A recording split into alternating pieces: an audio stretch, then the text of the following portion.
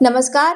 भद्रावती शहरातील मुख्य बाजारपेठ आणि हनुमाननगर रोड, जुने वनाचे झाड परिसर येथे वाढत्या जड वाहतुकीमुळे वाहतूक कोंडी आणि अपघाताचा धोका वाढला असल्याची गंभीर तक्रार समोर आली आहे. याच पार्श्वभूमीवर भारतीय जनता युवा मोर्चाच्या वतीने प्रशासनाकडे औपचारिक निवेदन देत गर्दीच्या वेळेत जड वाहनाच्या प्रवेशावर निर्बंध लावण्याची मागणी करण्यात आली आहे.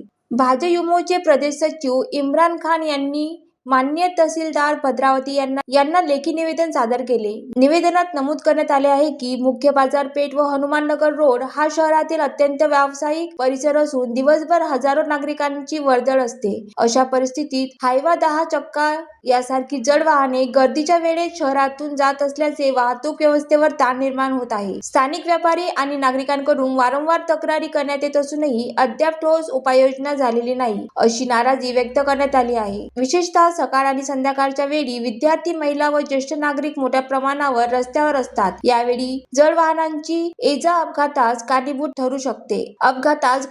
ठरू शकते अशी भीती व्यक्त करण्यात आली आहे. निवेदनात पुढील मागण्या करण्यात आल्या आहेत. गर्दीच्या वेळेस जड वाहनाच्या प्रवेशात तात्काळ बंदी, वाहतूक नियंत्रणासाठी पोलीस बंदोबस्त वाढवणे, तातडीची बैठक घेऊन ठोस निर्णय जाहीर करणे, दीर्घकालीन वाहतूक व्यवस्थापक आराखडा तयार करणे. इतर शहरांमध्ये गर्दीच्या वेळेस जड वाहनावर वेळेचे निर्बंध लागू केल्याचे उदाहरण देत त्याच धर्तीवर भद्रावतीतही निर्णय घ्यावा अशी मागणी करण्यात आली आहे. दरम्यान प्रशासनाने तात्काळ निर्णय न घेतल्यास आंदोलन छेडण्यात येईल असा इशारा भाजयुमोच्या वतीने देण्यात आला आहे. शहरातील व्यापारी आणि नागरिक आता प्रशासनाच्या अधिकृत निर्णयाची प्रतीक्षा करत आहेत. ज्वालादीप न्यूज करिता सुनील देदावार, भद्रावती.